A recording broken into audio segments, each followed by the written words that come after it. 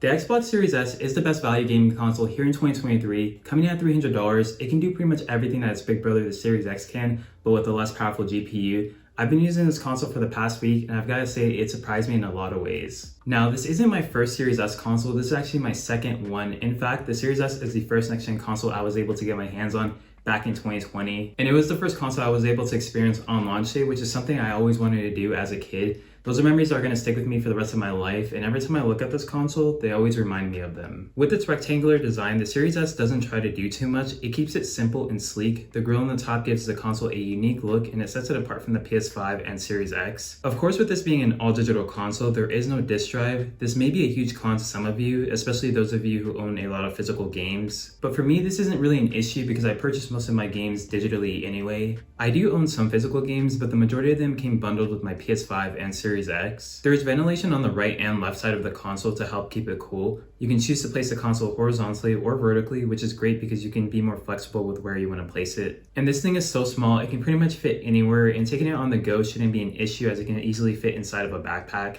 There is one USB port on the front alongside the pair button, and the power button sits flush with the console on the top right. On the back, there's an Ethernet port if you want to have a more stable internet connection while playing online, an HDMI 2.1 port, 2 extra USB ports, always nice to have more of these, a power port, and the SSD storage expansion slot, which is a really cool idea, and I love the fact that Microsoft made this a feature. It kind of reminds me of the PS2 memory cards we used to use back in the day, but the thing is, the SSD expansion cards are pretty expensive. I mean, just the 1TB Seagate card is around $199. That's more than half the price of this console, so getting one of these kind of defeats the purpose of the Series S being a budget option, because at that point you might as well get the Series X, that way you have a more powerful console and you get a 1TB SSD. Now, you do get a 512GB SSD for internal storage with the Series S, which is really nice because games will load fast. I remember experiencing the SSD on this console back in 2020 for the first time. I was mind blown at how quick games loaded. Keep in mind, this was me coming from a PS4 and Xbox One with hard drives in them, so it made a huge difference. While the SSD is great to have, the storage amount is just not enough, and quite frankly, it seems like every console that comes out just doesn't have enough storage for some reason. But you can counter this by using an external hard drive like this one to download and play the unoptimized Series S games on here. I say this because the majority of optimized Series S games cannot be played on an external hard drive.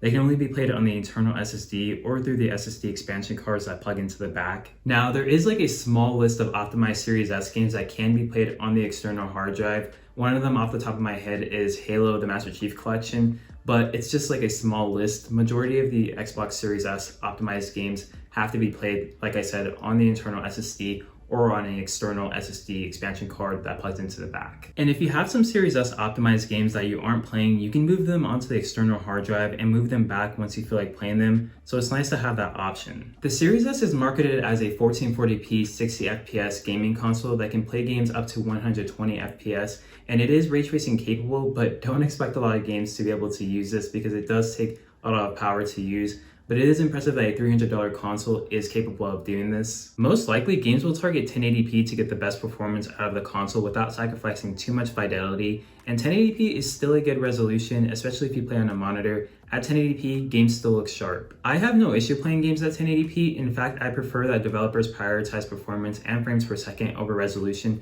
because I enjoy games that run smoothly. I'd rather play a game that runs really good than play a game that looks visually stunning but doesn't perform well. All the games that I've played on the Series S back in 2020 and now here in 2023 have run well. I finished Cyberpunk 2077 originally on this console back when it released in 2020, and we all know how horrible that game was when it launched, and surprisingly, it ran decent on the Series S at a mostly locked 30 FPS at the time. But now that Cyberpunk has been properly optimized for the Series S, I hopped on it to see how it performed, and it was a very enjoyable experience in performance mode, and it just reminded me of how capable this console is if a developer properly optimizes their game for it. Some games like Call of Duty Modern Warfare 2 take advantage of AMD's Fidelity FX Cast, which sharpens image quality without sacrificing performance. I was happy to see this because these are the features that we need to get more out of our consoles and to help give them a longer lifespan. If you plan on using the Series S on a 4K TV, it will upscale your games to 4K, and you can watch Netflix and YouTube at 4K as the console supports that, which is really nice to have. The controller comes in Robot White, and it's extremely comfortable to hold in my hands for longer periods of time.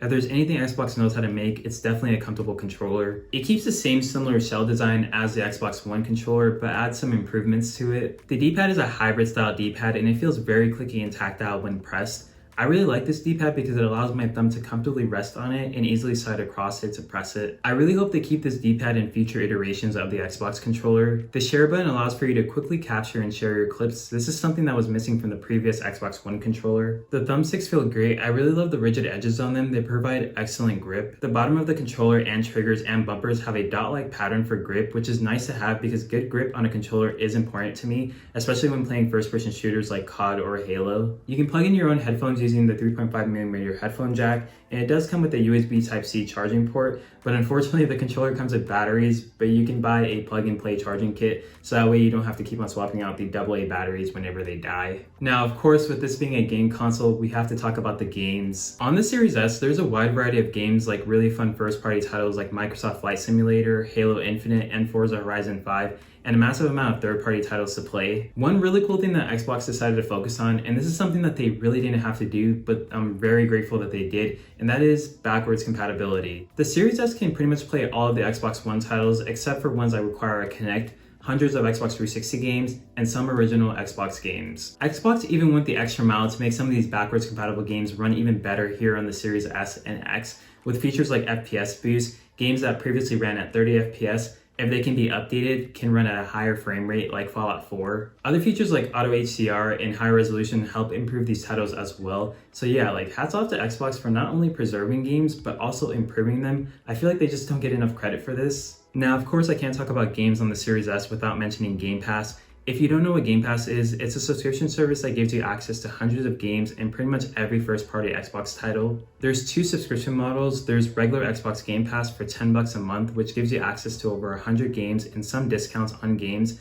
And there's Game Pass Ultimate for $15 a month, which gives you access to Xbox Live Gold for online play, over 100 games for console, PC, and phones and tablets via cloud gaming, and you get EA Play, and as well as discounts on some games. Game Pass Ultimate is a subscription I have, and I think it's a tremendous value, especially because I play on PC and I have access to those games as well. And what's crazy is that Xbox's first-party titles drop day and date on Xbox Game Pass, and even some third-party titles as well. I'm telling you guys, Xbox Game Pass is literally the best value in gaming, especially paired with the Series S. Another great feature that comes with the Series S is Quick Resume. This allows you to quickly hop from game to game and start right where you previously left off. And with free automatic cloud saves, you can easily jump straight into a game you previously played on another Xbox console, which is awesome and it works seamlessly. Overall, for $300, the Series S offers a really great value for gamers. It's got really nice quality of life features, Game Pass to keep you busy with a whole lot of games, and with its very small size that can be placed almost anywhere, I think this console is great and I love it a lot. I think it's perfect for someone who doesn't need to have the most powerful gaming system but still wants to be able to play the latest games and have a modern console that doesn't break the bank. It's very easy to find nowadays. I got mine from my local Target with no hassle, and yeah, overall, I really like this console.